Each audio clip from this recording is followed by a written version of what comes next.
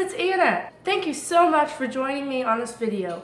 I want to thank you all for subscribing to my channel. I now have over 100 subscribers. That really means the world to me. Thank you so much. Today, we're going to talk about the reality of the presidential election, the real issues in the election. Now, if you don't mind, I have some notes here. As you mull over who you're considering you want to run this country, who you want to be our next commander-in-chief, I want you to think about these questions. These are the questions I want you to be considering as you pick your next president of the United States. In what ways is this candidate going to impact me and the people I love? How is this candidate going to affect my values and beliefs, my faith? How is this candidate going to affect my life personally, my everyday life, my family, my friends?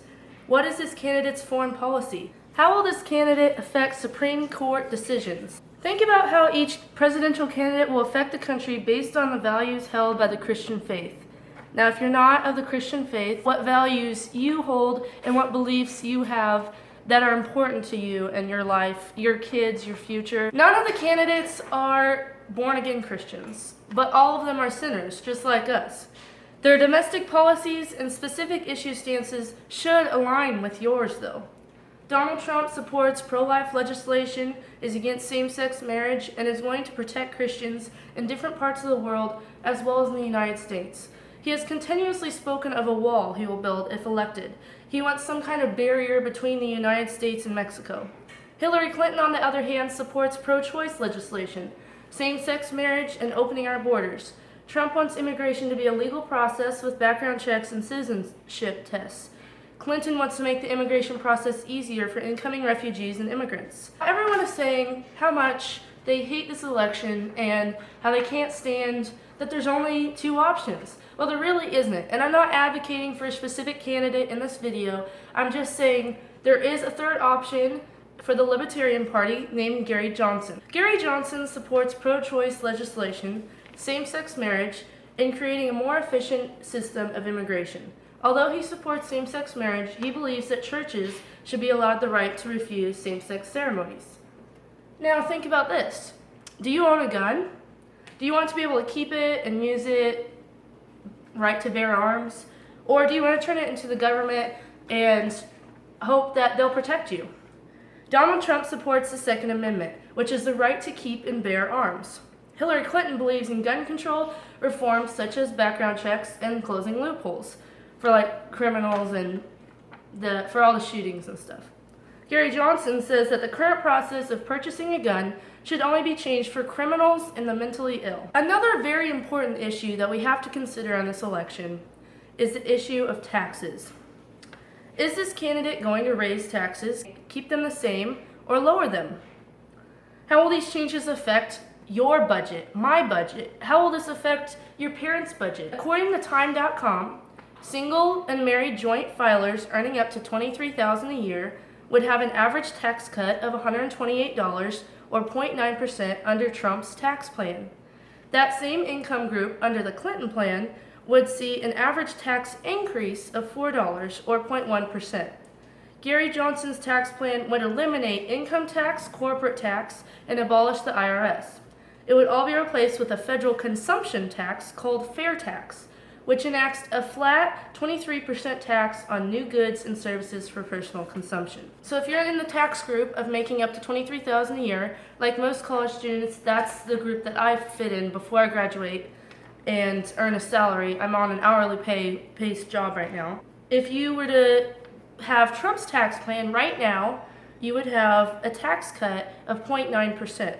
But if you were on Hillary's tax plan right now, you would get a tax increase of 0.1%. It may not seem like much, but Hillary's is a tax increase and Trump's is a tax decrease.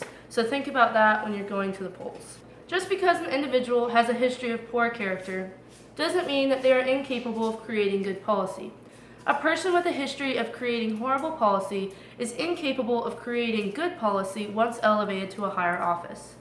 To make a well-educated decision regarding this election will take more than simply relying on the sound bites circulated by the media. To make a sound decision, voters must look at the past actions of the candidate, do their research, educate themselves. One candidate has a long history of policy plunders, not fulfilling campaign promises, and saying whatever it takes to get elected. The other has no policy creation experience, but that does not qualify that candidate from potentially creating good policy in the future, regardless of their character flaws. Do you want a president that tells the hard truth or lies to save face? I urge you, fellow Americans, look beyond poor word choice and select a candidate that you believe is trustworthy and can create good policy to help restore America. Sort through the clutter, decide for yourself which candidate's policy will help create jobs, decrease the national debt, and protect American interests abroad. Think about which candidate will make you and your future brighter. Then vote with this in mind, rather than what the media has told you to believe about each candidate. This will ensure the most well-fit candidate of the remaining makes it into the Oval Office in January. Who do you want running the country next? The sources from this video will be listed in the description, as well as some websites you can visit to register to vote. You should do your research, educate yourself, vote on what your values and beliefs are. Thank you so much for watching this video, guys. I hope this was very informative. I hope you enjoyed it and helped you form a better decision about which candidate you're going to vote for. If you're over the age of 18, please go register to vote. This is one of the most important elections of your lifetime, and you will not regret it. Your vote does count. Please make sure to register to vote if you haven't already. If you've made it to the end of this video, thank you so much. Give me a thumbs up and leave a comment below. Bye, guys.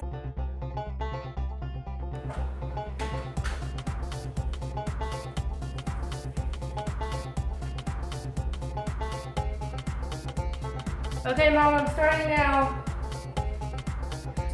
In what ways is this candidate, I'm trying to make a very important video about this race.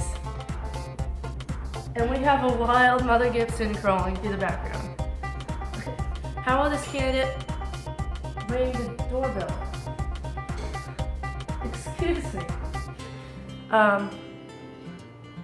Neither of the candidates, none of the candidates, all of the candidates, what am I saying? And that's how you will want to vote. I need to make sure this is recording. Okay, it is. Now, on the other hand, what are you doing? She's ruining this video.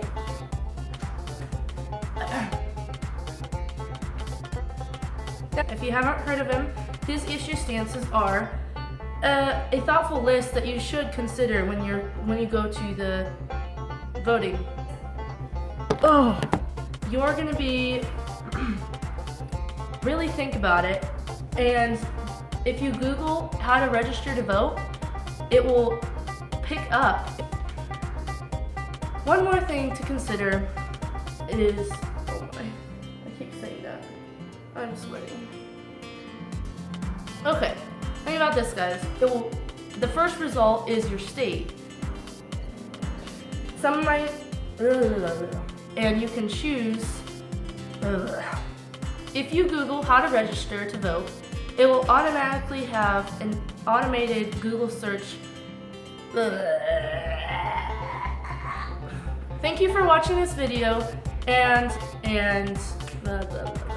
thank you so much for watching this video, guys. And I hope this was very informative. The deadline is October 11th. Oh, it's already passed.